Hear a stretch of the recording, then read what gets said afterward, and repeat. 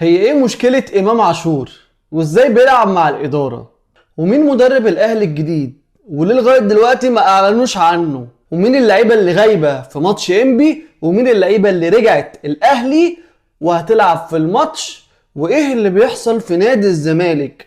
وكلام الخطيب المهم، كل الكلام ده هرد لك عليه في حلقة النهاردة. بس عايزك قبل ما ابدأ تصلي على النبي وتدعي لاخواتنا في غزة. ويا ريت عشان الحلقة دي دسمة شوية، لو معاك مشروب ساقع يبرد على قلبك يبقى زي الفل. ويلا بينا نبدأ. اول حاجة يا جماعة، مشكلة امام عاشور اللي بقالنا فترة بنتكلم عنها. الواد امام كده شاف نفسه كده حليوة وصابغ شعره وبتاع، فقال لك بس انا لا، بص نقول الحق، هو نجم الفريق، هو احسن لاعب في مصر. الحق نقوله. بس ده ما يدلوش الحق برضو، اللي هو لما اداره الاهلي عشان شايفاه حاجه كبيره وعايزين يحافظوا عليه ويزودوا له مده عقده ويزودوا له فلوسه، يتنك مع مع الاداره. مش بس يتنك مع الاداره، لا، ده اداره الاهلي كانت منبهه ان هي مش هتتعامل مع وكيل اللاعبين ادم وطن لاسباب كتيره. اهمها اللي هو كان سبب في مشيان محمد عبد المنعم، وكان سبب في مشيان وسام ابو علي وخليه يعمل القلبانات اللي حصلت على اداره الاهلي، واداره الاهلي ما كانتش عايزه تمشيه. وغير اللي هو حصل تجاوز منه مع مدير الكوره على مدير الكوره في النادي الاهلي. فقررت اداره النادي الاهلي اللي هي بلح الشخص ده مش هنتعامل معاه. تمام. تمام. يجي امام عاشور يلغي التعاقد مع وكيل اعماله احمد يحيى ويجيب مكانه ادم وطن. يعني انت بتقول للنادي الاهلي انا مش هتكلم معاك او مش هتفق معاك بما ان اداره النادي الاهلي قالت ان هي مش هتتعامل مع الشخص ده؟ بجد السؤال محير. طب اشمعنى في الوقت اللي اداره النادي الاهلي بتحاول تربط كلام معاك، لو صاحب النوم كده صحي، لا انا مش عايز احمد يحيى، انا اجيب ادم وطن. ادم وطن حلو. لا، هو انت لو ناوي تضغط على اداره النادي الاهلي فده مش هيحصل. المهم جه امام عاشور بعدها بيتكلم بقى مع اداره الاهلي ايه اخبار التجديد وايه الدنيا والحياه ولا اداره النادي الاهلي ردت عليه رد افحمه كده. قلت له يا حبيبي انت لسه عقدك طويل، لما يقرب ينتهي نبقى نشوف، ونشوف بقى ايه العروض اللي جايه لك بالمره. طبعا كانت صدمه للاعب. طبعا امام عاشور نزل ستوري بيحاسبن فيه على اي حد بيقول عليه كلام او اشاعات. بس هو مش الموضوع دوت، عشان الموضوع دوت حقيقي. هو عشان حصلت مشكله معاه في كافيه، هو واحد صاحبه وحد كان عايز يصور معاه وامام رفض. فالشخص ده ودع على امام يا رب يجيلك صليبي، فصاحبه دخل اتخانق وحصلت مشكله واتحلت يعني. حتى مدير الكوره لما عرف الموضوع ما اتكلموش مع امام يعني، وكان موجود في الفيديو اللي عمله الخطيب يعني. تمام. فدي هو كان بقى بيتكلم عن النقطه دي يعني، عشان بس الناس ما تخلطش الامور ببعض. الستوري اللي نزلها لا ملهاش علاقه، عشان بس يعني ادي كل حاجه حقها. تمام. عندنا ماتش مهم، والمدرب هيبقى كابتن عماد النحاس الماتش ده والماتش اللي بعديه واحتمال الماتش اللي بعديهم لغايه ما يجي مدرب جديد اجنبي. تمام. طب ايه المشكله في ماتش انبي غير اللي هو بره ملعبك وهيبقى ماتش صعب عليك؟ ان عندك 3 غيابات. طب ايه الغيابات اللي عندك يا حبيب قلبي، يا حبيب والديك؟ ايه الغيابات اللي عندك؟ عندك اشرف داري لسه متداري زي ما هو، لما ده اصابه، ده خلاص اشرف اصابه. تمام. عندك تاني واحد شكري في الدفاع، وعندك تالت واحد كريم فؤاد. هل باقي المدافعين رجعوا ولا لا؟ محدش عارف، بس دول 3 غيابات يعني مؤكدين، يعني مؤكدين اللي هم مش هيبقوا في القايمه. طيب، طب مفيش اي خبر تاني يفرحنا؟ انت عمال ديب ديب ديب ديب ديب ديب اخبار وحشه اخبار وحشه اخبار وحشه. خلاص يا عم هقول لك خبر حلو. معانا الماتش الجاي صاحب المشاكل امام عاشور، ومعانا مروان عطية اللي كان متصاب وما بيلعبش كورة بقاله 3 شهور، هوب مرة واحدة تم طخ في اهم ماتش ليك في في تصفيات كاس العالم كابتن حسام حسن اخده. عايز انا العبقري اخده. حد يجي يسالني طب انت ايه رايك في كابتن حسام حسن؟ مع ان ده مش موضوعنا، بس السؤال جه وعجبني السؤال اهو. شايفك اللي قلت لي السؤال ماليش دعوه، هو اللي ساله لي، هرد لك على السؤال بس ردي هيصدمك. مبدئيا انا ما كنتش مقتنع بكابتن حسام حسن. هتقول لي يعني انت لسه مش مقتنع؟ اقول لك لا، ثانيه واحده. كل مرحله ليها ناسها. يعني ايه الكلام ده؟ انت داخل حضانه، اللي هيديك في الحضانه متخصص في الحضانه. دخلت اعدادي مدرس اعدادي، دخلت ثانوي مدرس ثانوي. يعني ايه برضو الكلام ده؟ يعني نفس الفكره. كابتن حسام حسن عارف يلعب في الفتره دي صح، مفيش اداء في تصرفات غريبه، في لعبه بتتعاقب من غير السبب، كل ده يتغفر له اللي هو يوصلك كاس العالم. هو في مرحله انا هوصلك كاس العالم بس، شكرا على كده، مش عايز منه اكتر من كده. هتقول لي بعد ما يوصلك كاس العالم؟ انا بالنسبه لي بعد ما يوصلني كاس العالم ما يكملش اصلا في افريقيا. هو كابتن حسام حسن يوصلك كاس العالم بالروح، بالشخصيه، بالكلام ده كله، لكن تدريب مفيش، لعب مفيش. اول ما يوصلك كاس العالم يتعمل له احتفال كبير وتكريم كبير، لكن ما يلعبش بيك افريقيا. لو لعب بيك افريقيا، لو وصلت دور ال 16 تعالى كلمني. بس نقفل الموضوع دوت. نيجي لنقطه مين مدرب الاهلي الجديد، وليه لغايه دلوقتي ما قالوش مين المدرب. انا قلت في فيديو، هحط لك الفيديو هنا، المدرب اللي بنسبة 95% ممكن يكون هو مدرب النادي الاهلي. تمام، وقلت لك انجازاته وقلت لك الدنيا كلها. هحط لك حتى الفيديو لو كده. بس لغاية دلوقتي مفيش حاجة اكيدة، مفيش حد قال حاجة اكيدة. طب ليه النادي الاهلي اخر الموضوع كده؟ لان النادي الاهلي بيدرس.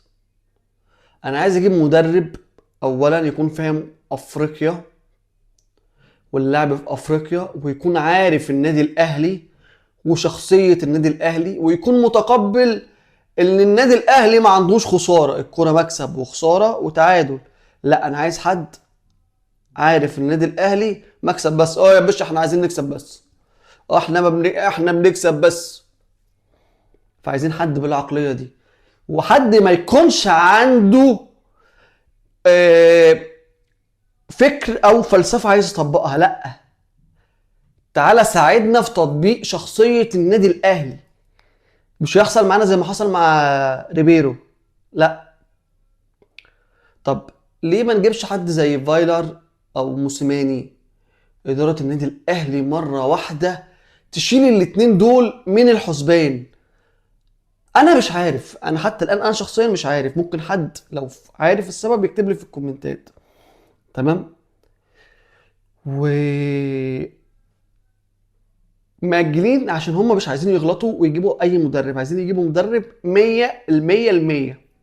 فبيتأنى وبيدرس وبتاع. بس ان شاء الله قبل شهر 10 اللي جاي لا، قبل شهر 10 اللي جاي ايه، كمان اسبوعين، كمان يعني في الرينج ده قبل شهر 10 اللي جاي. تمام، هيكونوا قالوا ايه مين المدرب. تمام، وخلاص يعني ممكن يمسك من شهر اكتوبر يعني. تمام. آه نقطة مهمة جدا عايز اقولها بدل وصلت للحتة دي. انا كنت قايل اللي فيه مسابقة سحب على تيشيرت النادي الاهلي. السحب الفيديو الجاي هتكلم فيه، عشان في كذا حد عايز يبدأ محتوى كروي او محتوى على اليوتيوب ودخل كلمني. تمام. انا لسه بادئ برضو، بقالي شهر ونص او شهرين الا مثلا. تمام، وبيسالوني انت ازاي وصلت ل 10000 مشترك. فانا هعمل فيديو، تمام، ده الفيديو اشرح لك فيه ازاي وصلت 10000 مشترك، وجبت بعض المشاهدات دي في الشورت اكتر، وصلت ل 5 مليون مشاهده مثلا. تمام. وفي نفس الوقت هقول لك ده فيديو السحب. يعني الفيديو اللي جاي هو دوت مع الناس اللي كتبت اساميها، الناس اللي هتخش الفيديو الجاي وتكتب كومنت وتكون مشتركه في القناه، دول اللي هيخشوا السحب. السحب امتى؟ السحب هيكون اخر الشهر دوت ان شاء الله. هقول لك موقف الزمالك واللي بيحصل في الزمالك، بس مش بالتفصيل، كلام بسيط كده جدا بس بعد ما اقول لك الحته دي. فانت لو مهتم بموضوع الزمالك استنى معايا. الخطيب اجتمع باللعيبه وعمل جلسه جميله وقعد يكلمهم كلام كتير، كلام جميل، كلام تشجيع، كلام حماس. طبعا احنا كلنا عارفين ان الخطيب في الفتره دي في خلافات مع بعض اعضاء مجلس الاداره، منهم حسام غالي اللي طلع علينا مره واحده وخبط في لقاء على اداره الاهلي. انا هسالك سؤال واحد يا حسام غالي، ما دام اداره الاهلي وحشه قوي كده وفي حاجات وحشه، انت كنت في الاداره ليه ما صلحتهاش؟ ليه ما صلحتهاش بجد؟ بكره انا حد يكون مثلا ماسك مطعم شاورما، ماسك مطعم شاورما او موظف في مطعم شاورما، ما يتكلمش لغايه ما يمشي، بعد ما يمشوه ده المطعم ده كان معفن وي وي وي. طب انت ما حلتش المشاكل دي ليه دي وانت جوه المطعم؟ كنت عمال تاكل زي ما علينا. تمام. بس الكلام الخطيب للاعبين مش بس كلام تحفيزي، لا، ده كلام بين السطور بيقول لهم اظبطوا حالكم، ده اخر انذار ليكوا، مع انه بيشجع بس بين السطور في كلام كده. وكمان ايه، اي نقط هتقل سواء تعادل او هزيمه، عشان ما عندكش يا باشا وقت ولا ما عندكش راحه، لازم تكسب اللي جاي كله، هيبقى في خصومات قويه على اللعيبه. تمام. خد بقى مني دي وادعي لي، زي ما كنت اول واحد بعون الله اقول لك اللي اسامه ابو علي ما رجعش من امريكا وعايز يمشي، مش عايز يكمل في النادي الاهلي، والناس دخلت كدبتني وشتمتني، انا بقول لك دي اول واحد في حاله النادي الاهلي ما كسبش الدوري وافريقيا 65% من اللعيبه اللي في الاهلي مش هتكمل. اهمهم 4 من الناس التقيله. هتقول لي قول لي هم مين؟ هقول لك مش عايز احرق على نفسي كل الاوراق عشان لسه اقول الكلام ده في ستوري برضو، بس هقول لك 2: تريزيجيه وبن شرقي. طب ما تقول لي كمان 2 تانيين. لا مش هقول لك 2 التانيين، هقول لك 2 مش هيتجدد لهم لما عقدهم يخلص: زيزو وامام عاشور. تقول لي ايه ده انت بتقول اللي انت بتقوله ده؟ اقول لك انا قلت اللي عندي وما تتكلمش كتير في النقطه دي دلوقتي، مش وقتها، بس انا جايب لك من حته من المستقبل. تمام. ايه اللي بيحصل في نادي الزمالك؟ نادي الزمالك يا جماعه بيمر باسوا فتره ليه. نادي الزمالك لو الدوله ما اتدخلتش عشان تلحقه، نادي الزمالك هيضيع، ده بامانه.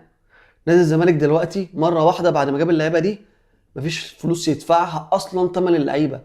اللاعب البرازيلي ده احتمال كمان شهر مثلا تلاقيه اتوقف، ونادي الزمالك القيد بتاعه اتقفل وغرامات، لان نادي الزمالك ما دفعش القسط اللي عليه للاعب ده، او الدفعه اللي عليه للاعب ده. تمام. وكمان في لاعبين تانيين لسه ما خدوش مستحقاتهم، كل ده بسبب الارض. فلو الارض دي هتحل مشكله الزمالك يا ريت الدوله ترجع الارض للزمالك. انا مش عايز اتدخل في الحاجات دي، بس نادي الزمالك في مشكله كبيره تانية في عقد المدرب بتاع نادي الزمالك اللي اسمه غريب ده. تمام. مكتوب اللي ما فيش حد يقدر يمشيه غير جون ادوارد. يا رب ما يكون الكلام ده موجود في العقد، عشان دي كده ده مش تبقى اداره، ده مش هيبقى نادي، ده كده تبقى ايه، مصطبه. يعني ايه جون ادوارد اللي يمشيني ويجيبني؟ فيا رب كل المشاكل دي، مهما انا اهلاوي بس انا ما اتمناش لنادي مصري، نادي عظيم بينافس في افريقيا، اللي هو يقع خالص. اصل لو وقع السنه دي نادي الزمالك هيقع، انساه بقى خالص، هيبقى ما علينا. تمام. وما دام انت وصلت للنقطه دي يبقى عجبك المحتوى، يبقى لازم تشترك يا جماعه وتفعل زر الجرس، وتستناني الحلقه الجايه هقول لك ازاي وصلت ل 10000 مشترك في شهر ونص وجبت مشاهدات في الشورت. وهنعمل سحب على تيشيرت النادي الاهلي.